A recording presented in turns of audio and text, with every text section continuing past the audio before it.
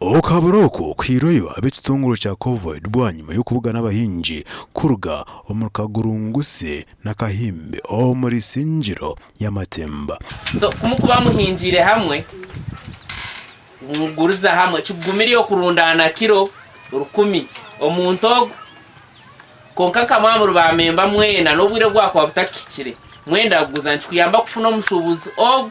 akabutwara beyeji. Abahona bahawera abahingi kwegendesereza ebijimusa ebarukozesa omu misiri yabo obagumize ngo bimwe neva bere obutwa na munonga cyaye kamagara g'omuntu waborejo. Amahanga mingi orweze kiba kurwangira ekikushira kutekateka n'urubi n'ukurukozesa season eki atoka ndizo season okabura kurukozesa buro karengo keza atoka twakora ki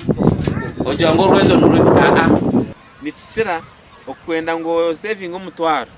hato gashanga umusirwana twakora ki twasharura ninga waza kubisharura washarura ebyakoze ki ebyajunzire byasisikire. Abahingi no barabe begesibwe byona nibagira ngo bakine uburemezi obarukurabamo omyoga yabo na munonga cyeka kuhinga ambaye twatire fatarayiza injani muhareba manya tukatamamo ekirisa nimure kwine mpinduka timure takushana handi ab'ekitongo kya COVID ahibizira aba batune bakwatiraho abantu na munonga abahingi abarukose mikono obarukubashomesa emyoga etari mwenemwe na munonga cyeka akuhinga no kutunga embibo ezo murembe kumuri ngumwe gukanyisa okuhinga ko murembe omukwinjira hamwe abahingi arimu emigasho etari emwe nemwe nibashoma hamwe bakora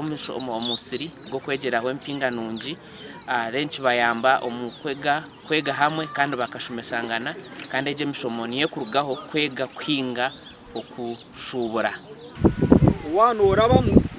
amakuraga gasha kwa Ruth Nwamanya abo TV West.